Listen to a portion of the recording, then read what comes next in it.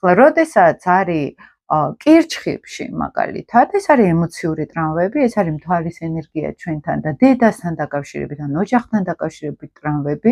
მეოთხე სახლიც იგივე შეიძლება იყოს, როდესაც ადამიანს შეიძლება ყავდეს ორი დედა, ორი სახლი ან რამდენიმე სახლი და ეს იქნება ცოტა ტკივილთან დაკავშირებული, რომ სადღაც ერთ ადგილას ვერ ფუნძდები, მაგალითად, სადღაც დედასთან დაკავშირებით იყო რაღაცა ჭრილობა, რაღაც ტკივილი, ახლა ორი დედა სხვათა შორის რამოდენიმესთვის მეკითხავს მე კონსულტაციებზე, როდესაც ეს კომბინაცია ხდებოდა და უთქვამთ, რომ კი, ორი დედა მყავდა, ერთი დეიდა ჩემს ვეძახდი და აღვიქვამდი დედად და შინაგანი გახლეჩვა ხდება. ვიღა არის დედა, ვეღარ გავიგე, ესეთი ენერგია არის. ანუ გავიხლიჩე და შინაგანათაც აქვთ ეს, რომ აი ეს ორი ყველაფერი ან რამდენიმე სახლი პირობითად ზოგჯერ არის, რომ საზღვარგარეთაც აქვს, იქაც ცხოვრობს და აქაც ცხოვრობს, ჩამოდის, რაღაც ნახევარწელი აქ არიან და ვეღარ გაიგეს სად არიან, ხო?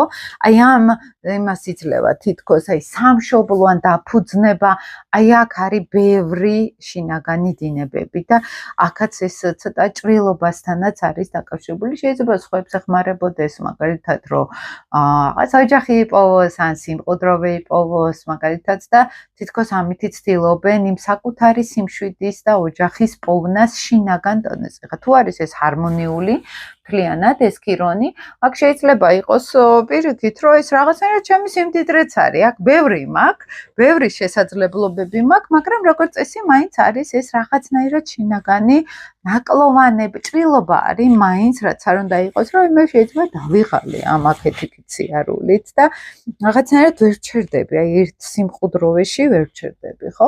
კირჩხიბიც ანალოგიური არის ეს ჭრილობა გარკვეულწილად ფსიქოლოგიური, ემოციური, შინაგანი ემოციებთან დაკავშირებული შინაგანი ჭრილობები, რომ აი მე რაღაც ხანაირად მინდოდა რომ მომქცეოდნენ, ან სხვანაირი ზრუნვა მჭირდებოდა მაგალითად, ხო?